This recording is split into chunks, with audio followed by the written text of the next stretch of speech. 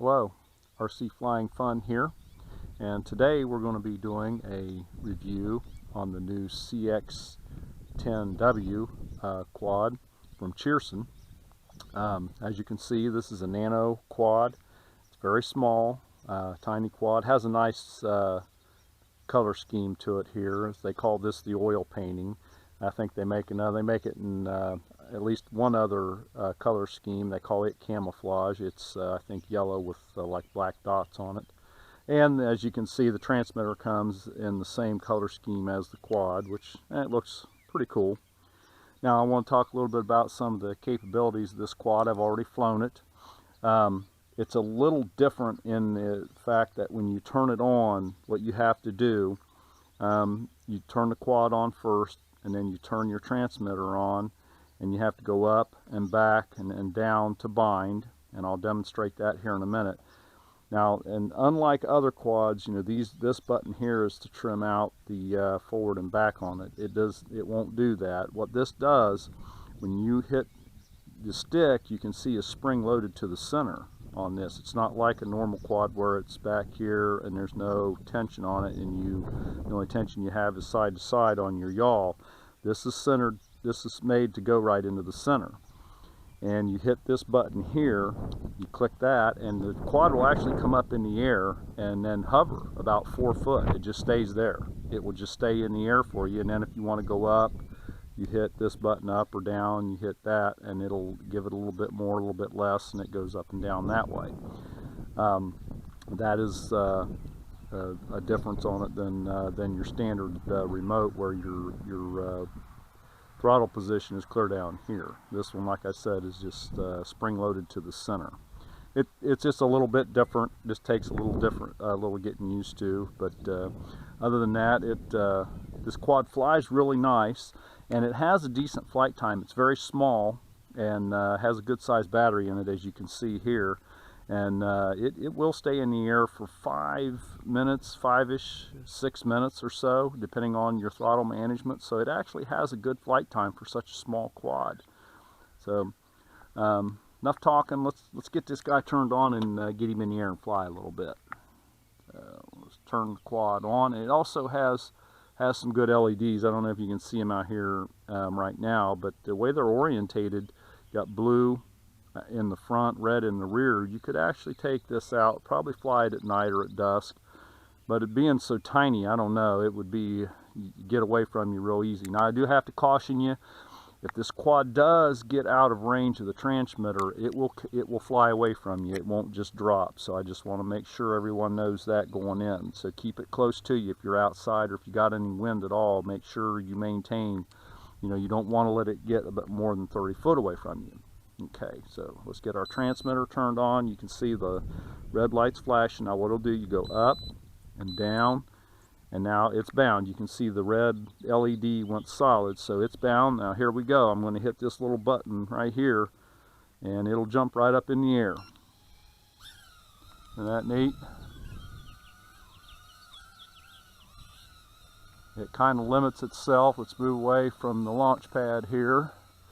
It'll limit itself to about right there. See, I'm hands off. Have to trim it just a little bit. Just trim it out. See, hands off. And look at it hovering right straight in the air in front of me. Still wants to drift to the left just a little bit. Let me trim it. Give it a little bit. It has 3 rates, and I'll tell you, on high rate it does have some yaw. Here's we was on intermediate taking off. Now that was that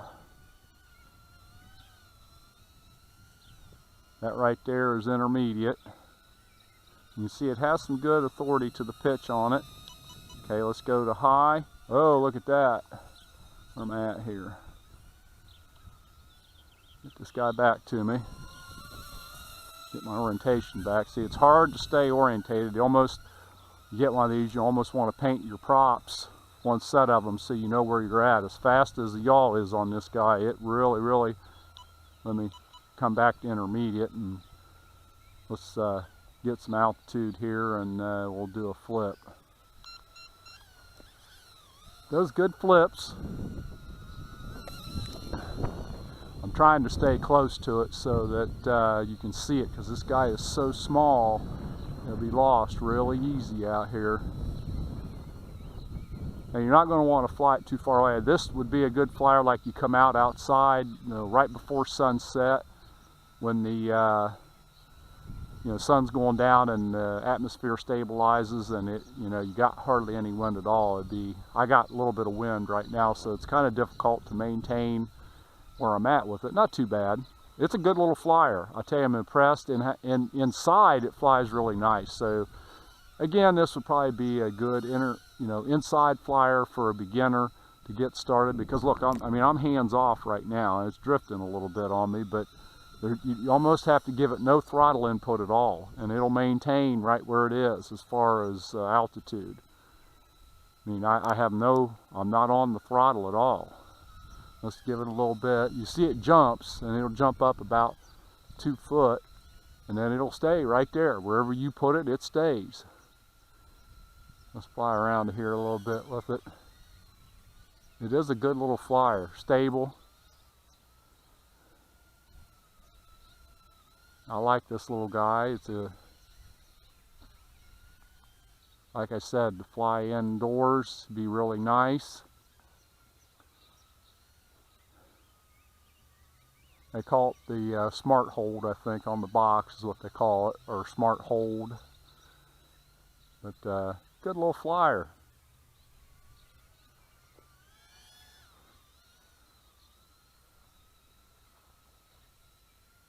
Do another flip with it. I don't really want to get it out too far away from it, because like I said, it will fly away. Saying when you do a flip, it will automatically gain altitude and then execute the flip, so it doesn't lose. Like if you're inside, it's not going to hit the floor on you.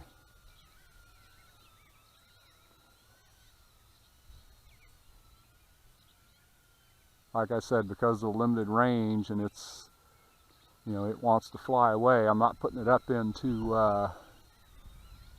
high rates, because it spins so fast you really lose orientation with it quick. There's really no easy way to tell where you're at. So let's get this guy back on the ground.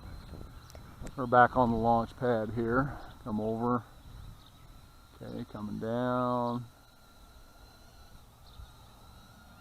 Coming down. And we're down. So, it is a nice little flyer. It's just a little different as far as your throttle goes. But other than that, this thing, it flies really nice, has good manners. I'll have to play with it a little bit. I may do my antenna mod to it, where I actually take the case off and drill a little hole through it and get the antenna outside the body, and then see how it does, because usually when I do that, it really increases the range. And I also do the transmitters that way. I just drill a little hole in here and run the wire out like right here, and it really helps with the range on these guys. But I'm kind of leery of really doing anything crazy with it, because it get up too high or get out. I got a lot of wind today, it'd just take it away, and then I'd never find this little guy out here, and I kind of like it. I want to keep this for flying in the house in the wintertime. So I hope you like that. I hope it helps everybody as far, if they want to get one of these little guys. Let me read here. Yeah, Smart High Hold is what they call it. It says right here on the top of it. And it maintains its altitude really well. But again, if everybody likes that, give me a big thumbs up. Hope it helped everyone. And till the next time. Oh, and please subscribe. And until the next time, see ya. Bye.